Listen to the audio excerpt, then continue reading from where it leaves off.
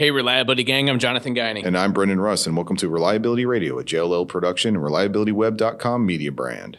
So, Brendan, we're here at TRC this week. Great conversations we're having with a lot of folks, a lot of great people on the journey of reliability and asset management. And that actually is one of probably the most impactful things that you get out of coming to these Reliability Web conferences is you can go meet people that have a wealth of experience that have been doing this for a while, and to learn from them and hear their stories. It's just really insightful. It's a good community. Everybody wants everybody else to succeed. We're all in different companies, different organizations, working on different things, but we all come together to help each other out.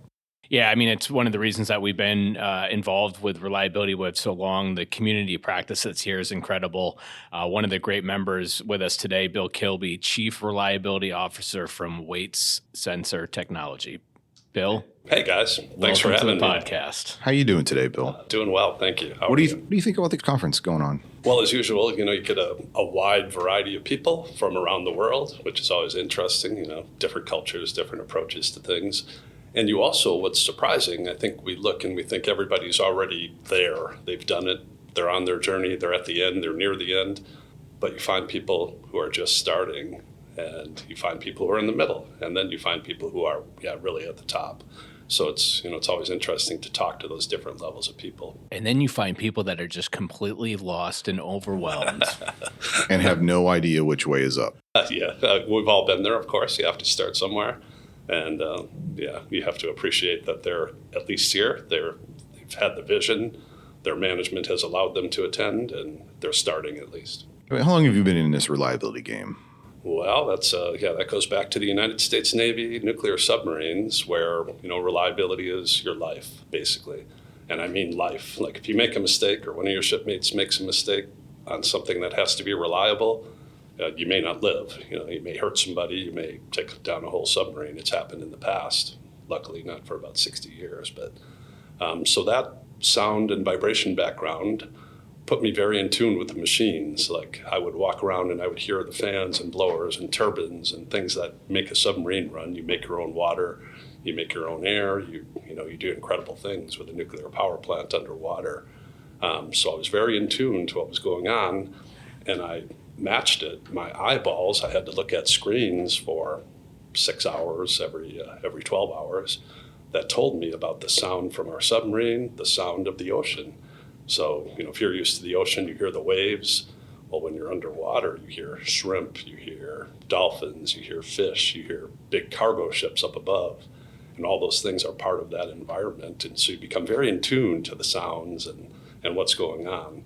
And that's carried now, fast forward 40 years. When I walk into a plant, I hear things, I see things, I touch things, and maybe just visiting a customer and say, hey, something's not right with that over there. And they said, yeah, I walk by it every day, you're right. But so sometimes, and I guess the point of that is when people are in an environment and they're not in tune to that, they might walk by something every day that's getting ready to fail. For weeks and months. And maybe years. I've seen it, and I'm sure other people have. Well, for all the time you've been doing this, I mean, have you ever had a challenge of going kind of like, I'm going to say like nose blind towards something that you might be walking by every day? Well, again, I'm in this job because I liked the variety. I haven't been in the same place every day. With the exception of 1 year, I was collecting data on paper machines. But again, very in tune, walking around taking vibration readings, but using all my senses, using my eyeballs, my hands, my nose to say, hey, something's not right with this machine. So it was, again, being in tune to that stuff. So in factories with noise and sound and vibration, I'm very in tune. I feel like it's a detective game, and that's what's always made it fun. It's like, hey, what's out there? There's 100 good machines here, and there's one bad one. Find the bad one. Yeah. So that was my outlook. So Chief Reliability Officer, what is that? The Chief Reliability Officer, so I was lucky enough to be the first employee of this company, and they said, hey, tell us how to make software. What should it look like? What should the hardware do? What should the capabilities do? So to help our eventual customers, we were in the R&D stage for quite a few years. It took a lot of trying, testing, research and development, working with customers. We had some great customers in the beginning that gave us great feedback. And so my job internally was to make sure we were reliable, our products were reliable, and that we were making a product that would enable our customers to be reliable. So I have direct input into almost all of our teams, from internal teams, development teams. We're a company of over 200, almost 300 people now, and we do things around the world. So I get to help partake in those teams and in the reliability journey, pushing them forward. That's pretty cool. And you guys have been pretty successful, right? Solution Award this week. Yeah. We got the Solution Award yesterday. That's the culmination. It's an overnight success that took 15 years. So it's one of those things that you don't really work for, but it happens. If you keep doing the right thing, you keep going forward, eventually people notice, the market notices, and in this case, the reliability web team noticed and said, hey, we need to recognize these guys. I've known Terrence since the beginning, since he took over the magazine from Joe Peterson and started Reliability Web as an entity. I don't know, I guess it's been 20, 25 years ago. So I've watched his journey from very small magazine and website to what it's become today, the industry leader for education and moving people forward in their journey, I guess. Do you see a parallel between the maturity of kind of the community as a whole and the community's adoption towards working together and utilizing these new types of technologies that we all come forward with? Yeah, it's kind of interesting because you have competitors, you have frenemies in the world of reliability, where sometimes someone who you thought was a competitor you end up working with because it just makes sense. It's like, well, they do a little bit of what we do a little bit of what they do, but together we're more than 2x. If we work with this slight competitor, we might become 3x or 4x for the customer. So that's what's important, to not have silos. I guess when you have data, lots of data, you have to share it sometimes. If data is the new oil, as the term was coined a long time ago, sometimes you want to hold on to your reserves, but other times you need to make it available and make some, maybe public models of, failure models that need to be, this is how machines fail, and move that forward. Speaking of, I guess, moving forward, when you look out, you got your Solution Award. Making strides in reliability and condition monitoring, right? We're making strides there.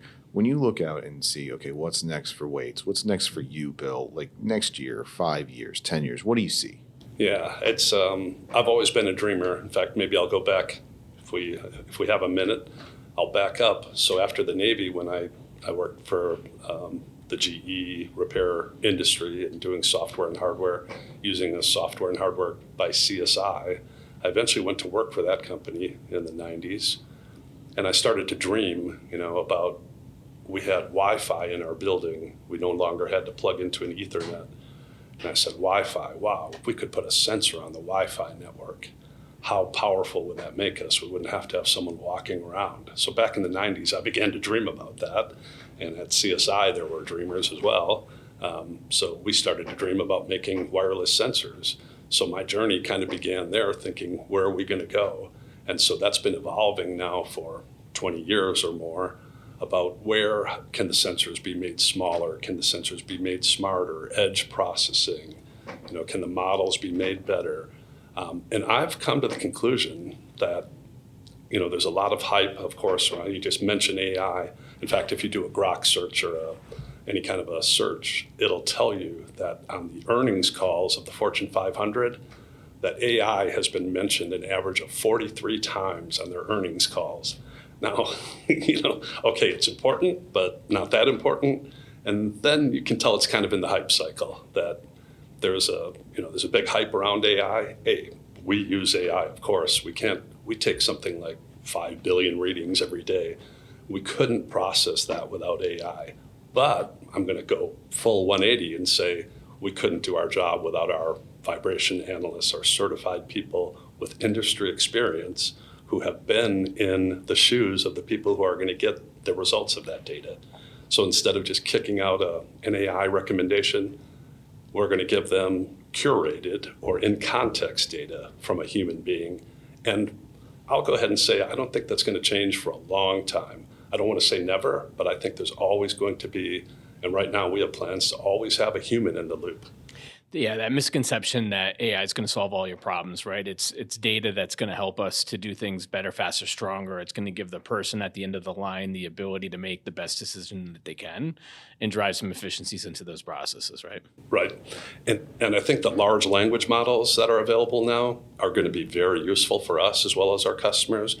The ability to take a PDF document of a electric motor, a gearbox, a system, have that PDF document ingested into the LLM and then cross-correlated with an analysis data to say, hey, yeah, we found something wrong on this gear, and here's the point in the manual that talks about how to service the intercooler on the gearbox oil lubrication system, the heat exchanger. Here's the type of oil it takes. So getting that data into the right time, the right context, is going to be very important with large language models, and I think this is becoming a breakthrough in our industry. Yeah, it's huge.